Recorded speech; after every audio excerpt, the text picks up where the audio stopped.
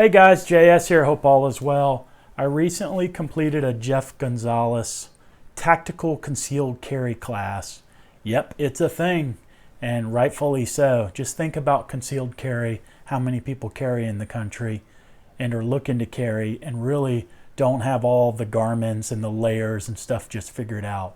Well, Jeff out of Texas, part of the Aztec group, came out to the Carolinas, to my local range, and conducted his 2-day class. And buddy, he will take it to you. Believe me, Navy SEAL, very high standards. This is not everybody gets the soccer trophy. He's particularly known for his curriculum and the tests throughout the 2 days. And at the end, you either get the certificate or you don't. I did not get it. No one in my class got it, but do not let that deter you. We walked away and I told him this. You know, it's more important with the curriculum and the training and the knowledge. I walked away is more important than the proverbial soccer trophy that a lot of these guys hands out at the end. I will be back. But make a long story short, when thinking concealed carry, various layers of clothing that you have to defeat and clear on the draw. How do you, if you get caught up in your shirt, your holster, any of that, he's got it down, which is very, very interesting. From deep concealment to sweaters to button downs, everything. It's just really cool.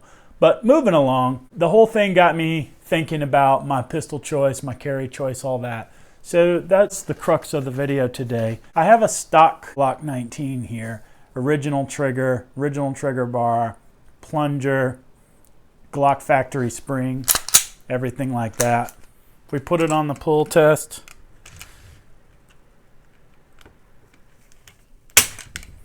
He's pulling at right around 5.5 pounds. We'll do one more for good measure. Today we're going to upgrade him, as you already know from the title of the video, 5.5 pounds. So again, nothing fancy, just Glock factory. In Jeff's class, he got me thinking about the legalese, the laws, what would you do if you have to defend your life, modified triggers and things like that, case study. All of that, it all varies depending on what state you're in, and it's kind of a touchy subject. No one's going to come down as the ultimate authority on things. But in the debrief on day 2, we talked about some modifications of parts. Of course, through the class, we went through clothing, different attire, as well as holsters and things like that.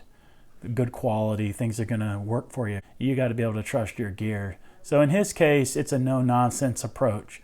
100%, you got to have your gear right. A lot of law enforcement agencies and things like that in the U.S., they're subject to the same things we are in off-duty or shootings or things like that. There's only one company in aftermarket that Jeff recommended. If he recommends it, I believe he's already done his due diligence. And that's the title of the video, this Overwatch Precision. Today I picked up this tack trigger. What you can see here, basically it's got this lip at the bottom, black and red. I also picked up their safety plunger. We're going to install that today and then do a comparison. I paid $112 for this at Primary Arms with my veterans discount. This guy was $11, 69 cents. What we are going to do is we're going to kind of keep it OEM. These are OEM parts. I did pick up the Glock 3.5 pound minus connector. Overwatch Precision sells this as well. These guys' claim to fame is their special coating that they put on, and it's called NP3. They've got a very interesting website as it relates to it. There's a little bit. You get a lifetime warranty on these. That's even transferable. Shortened pre-travel, improved trigger control. The most important thing is all your 3 safeties built into the Glock aren't compromised. This NP3 coating right here, this actually, I looked this up, essentially it's Teflon. A lot of people think about these and say, okay, and I can feel this. They use this, they use this buzzword called lubricity. This thing is slick. You can either use the factory, you can do a high polish, or you can do the special coatings. The things I did not like about my Zev back here on the cruciform, their special coating started peeling off. So we shall see with this one. These guys are flat triggers. This guy does have a rounded edge. He's got a little lip that's supposed to help your finger naturally align and kind of fit in if you're a crease guy or just above or the pad. So I decided to try this trigger versus my Zev just to see if it's anything different. And obviously on the factory, he needs an upgrade. Again, Teflon finish. We'll see how it wears. Some people, because we're all accustomed in the aftermarket part world to polishing, people are saying, well, do you polish this? And I'm going with, no, you don't. I'm just going to put some grease in here. I learned this from the GSSF Foundation. If Glock ever made a part, you're allowed to use it. So if you can find a minus connector, if you see that little minus, you're good to go. This technically, OEM versus a lot of the other aftermarkets. You kind of see my theme. Coming out of Jeff Gonzales' class, getting my equipment right, wanting to keep everything factory, but yet carry the Glock 19, and then have what I feel is a great working trigger over the factory setup. I just did the pull test. We were at 5.5 to 6. Let me put it in. I'll fast forward everything, fumble and bumble around a little bit. I always struggle getting that second pin out. So that's why we're fast forwarding it. And then we'll come back and do a pull test.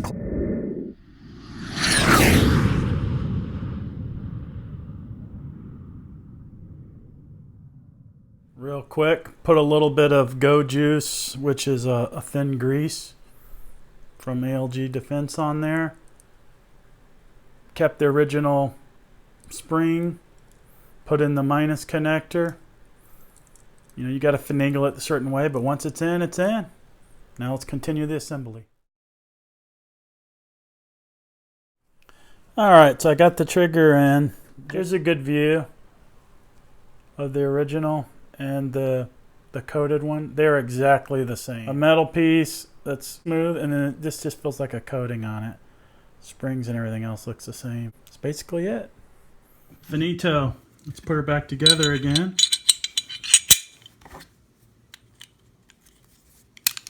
I am really excited, guys. There's a look at the finished product. Remember, I do have the 3.5 pound original Glock minus connector in here. So that should drop the weight.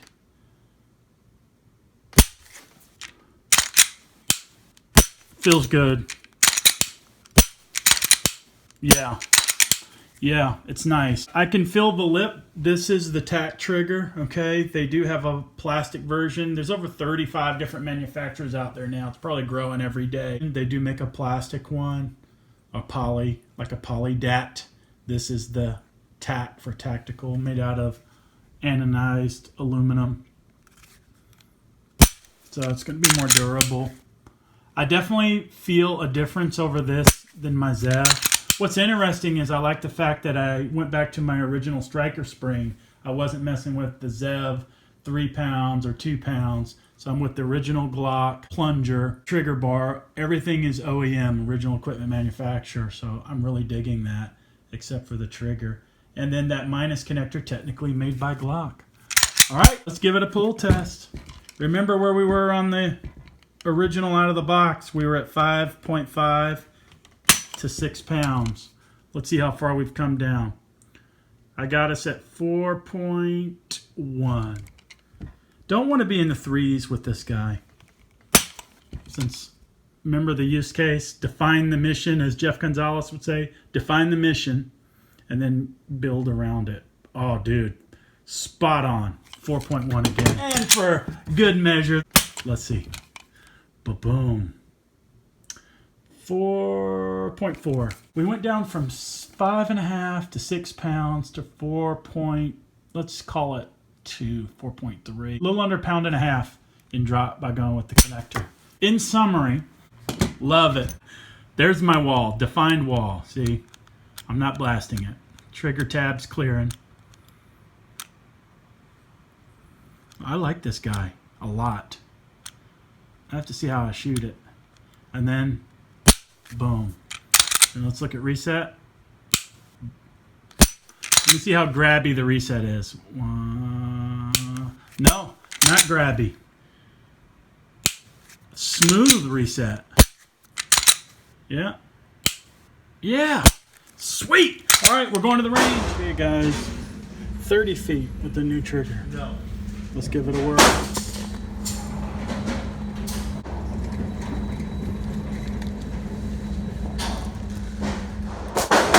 10 shots.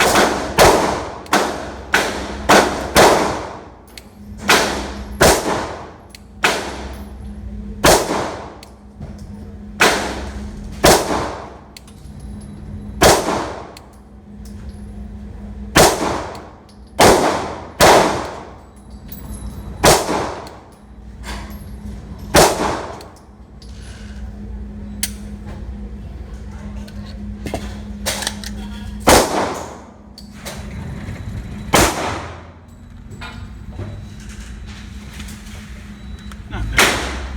I'll take it. Here you go. One flyer. Daniel.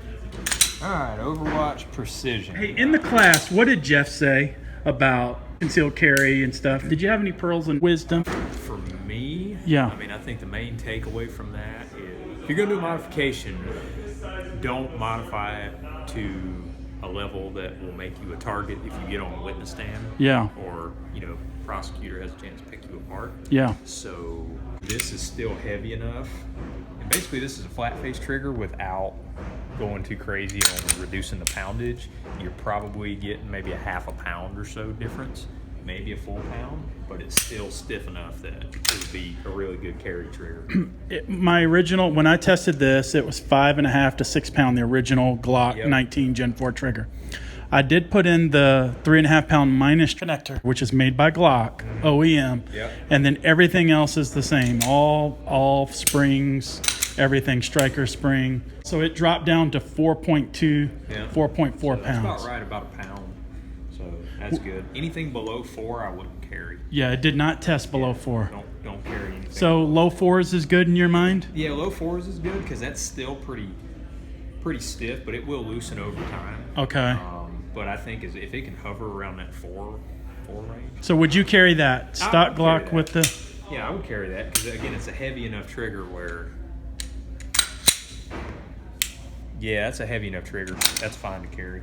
Yeah. But again, anything below 4, I wouldn't carry. So what do you feel about the flat face trigger and then that little hook at the bottom? How does your finger fit on that? Be honest. I like it just because anything with a flat face is a little bit easier to find that crease. Because if you're up here on the pad,